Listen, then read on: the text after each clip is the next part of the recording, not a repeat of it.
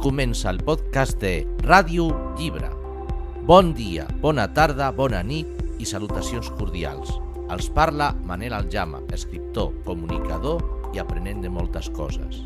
Amant del cinema en versió original, que a l'escola gaudia fent redaccions i el seu primer llibre va ser Un regal de la tieta. I si voleu escoltar altres programes o saber més, podeu visitar la meva web www.manelaljama.cat.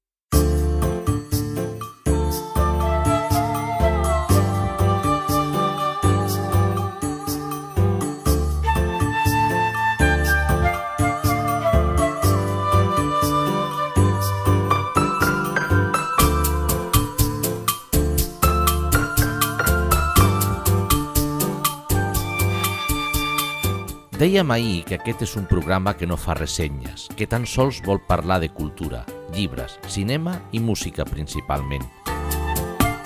I així, a poc, hem arribat a 11 programes que han tingut molt bona acollida a jutjar pel comptador de descàrregues i per les opinions que m'heu donat durant tot aquest temps.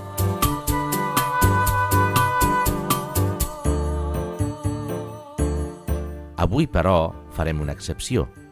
No farem una ressenya, però sí que farem una entrevista a Esther González Bayo, autora del llibre A quin pis va, i que tinc el plaer de presentar-lo a Sabadell aquest dijous 4 d'octubre a 5:15 de la tarda a la Biblioteca Vapor Badia. Us hi esperem.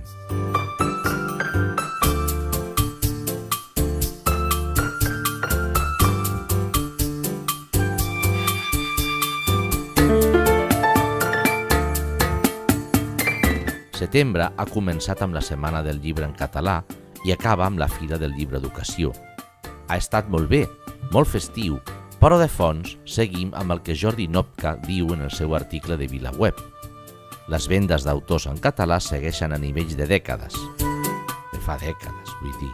I el cert és que són molt pocs els autors que viuen de l'escriptura. Vull dir, llibres, articles i conferències. No defallim. Tots volem i treballem per una situació diferent amb un sistema educatiu que estimi la cultura i que no la margini. Hem de capgirar això.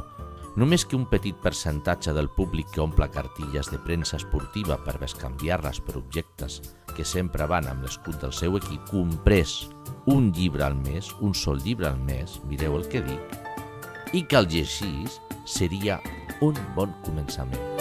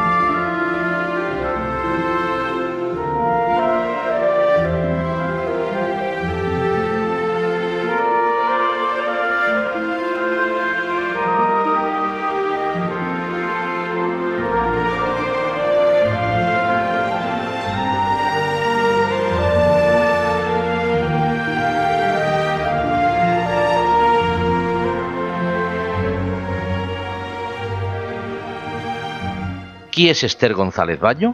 Doncs l'Esther és una persona a la que li agrada viure la vida intensament. Em considero, doncs, en primer lloc mare, que he pujat sola dues filles. En segon lloc, mestra o una persona que li agrada tots els àmbits de gestió i de docència. I en tercer lloc, escriptora. I el ser escriptora per mi és la meva via d'escapament o la meva forma de teràpia, perquè crec que, i això ho he après amb els infants, amb l'ensenyament, amb adults també, que a través de l'art és una teràpia cultural i tots tenim una part de creativitat dins nostra i hem de trobar la forma de treure-la i de vehicular-la, i això ens ajuda a ser feliços. Parla'ns del teu primer llibre i de com va anar. Bé, doncs, Manual per a mares soles era una reflexió que jo tenia en la meva ment des de feia anys i panys, perquè des que la meva filla gran era petita, perquè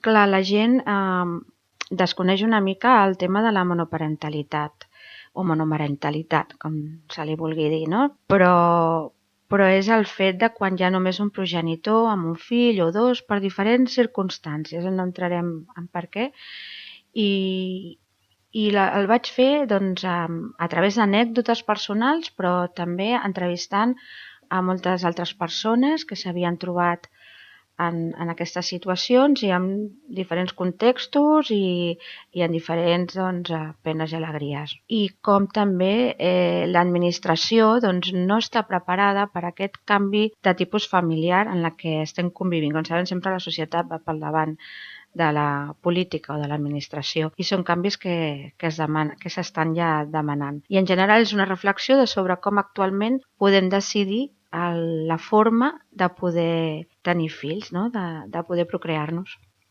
Es diu sovint que els escriptors ens projectem en els personatges. És inevitable. Si es pot dir, amb quin personatge t'identifiques més? Em refereixo a Quin pis va, la teva darrera novel·la. Bé, doncs a Quin pis va, que és una novel·la de fàcil lectura, és entretinguda i està estructurada per les persones precisament que no tenim gaire temps, que podem tenir una estoneta, llegir un capítol, un altre dia, una altra setmana, un altre, i no perdre el fil. I és una forma, per mi, d'expressar totes les persones que ens podem trobar al nostre voltant, totes les persones que podem trobar-nos a l'ascensor o a la nostra escala, i descobrir tot un món de dificultats, sensibilitats, tot un món vital molt, molt interessant darrere d'aquestes persones. I jo m'identifico, jo crec, potser tinc una miqueta de cada personatge, sí, una miqueta de cada personatge. Són personatges reals i transformats o tot ha sortit del teu cap? En alguns casos són personatges reals que jo els he guarnit o els he depurat, diguem, però són persones a qui he conegut o a qui he entrevistat, i uns altres són persones que m'he inventat, fruit de la meva imaginació, i en uns altres casos són una barreja de persones que responen una mica a prototipus, no? d'estil de persona que he conegut i li he afegit fantasia. Quant de temps hi has dedicat per escriure aquesta novel·la? Home, doncs jo li he dedicat 3 anys perquè, com us podeu imaginar, s'ha de treballar, s'ha de portar a la casa, tinc altres activitats també, m'agrada participar en actes culturals, tenim un grup de rapsodes, també soc una mica activista política, llavors, a les estonetes que li puc dedicar i també que estàs inspirada, no? O que tens aquest moment que et venen les idees i que t'hi pots posar, bé sigui de nit, de matinada, una tarda de diumenge, i així poquet a poquet l'he anat construint. Treballes ja en un altre? Seria el tercer llibre o la segona novel·la? Estic treballant en 2 projectes. Un és Si hi ha vida després dels 50, és a dir, les persones, no, quan arribem als 50 sembla que ja deixem d'existir en molts sentits, que som invisibles, però som invisibles o transgressores actualment. I també serà un llibre a partir d'entrevistes i reflexions, anècdotes divertides, com el primer.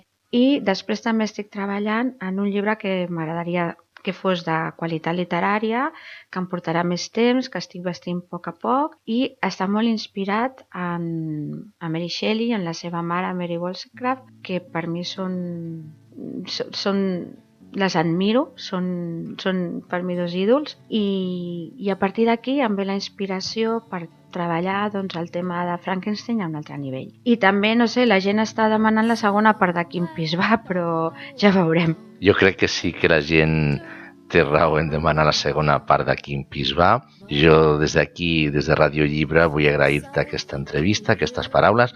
M'hi sento identificat amb això que m'has dit de la gent que se sent invisible. Quan arribem als 50 jo crec que no és que siguem invisibles, és una opinió, no vull entrar en debat, més bé que resultem incòmodes, vull dir, comencem a fer nosa a alguns que volen fer alguna cosa i que evidentment la gent que tenim una experiència sobrem d'això en farem. Jo us recomano molt la lectura de Quin pis va. Podreu contactar amb les xarxes socials amb Esther González Bayo. És un honor haver poder presentar el llibre aquí a la Biblioteca Vapor Badia de Sabadell i està envoltat d'aquesta activitat de difondre el que és una novel·la d'una persona que treu el seu temps particular de la seva feina, de la seva família, per expressar uns pensaments, uns sentiments que els transformem. Sovint m'identifico perquè jo també escric i també m'hi costa posar-me a escriure quan has de fer una altra feina que no és exactament la d'escriure. Reitero, moltes gràcies i ens tornarem a veure aviat, espero. Moltes gràcies a tu. It's getting so cold and dark again, and now that you're here, you're taking pain away. Let's hide indoors and stay a while. How could it be so fairy tale? I thought moments like this could never be real. Now I believe there could be something. I'd like to keep you locked up in my head all day, but I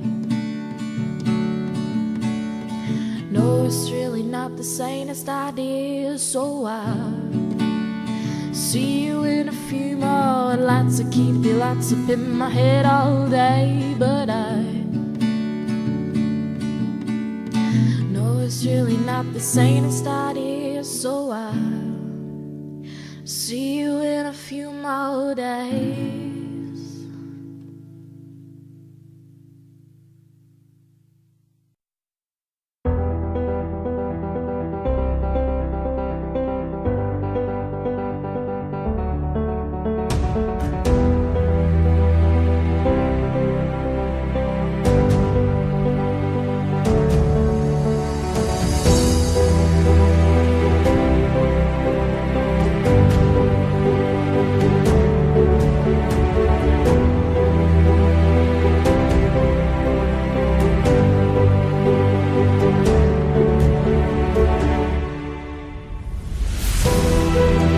I això ha estat tot per avui.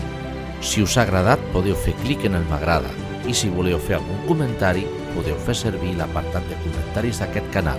També podeu enviar un correu electrònic a manel@manelaljama.cat.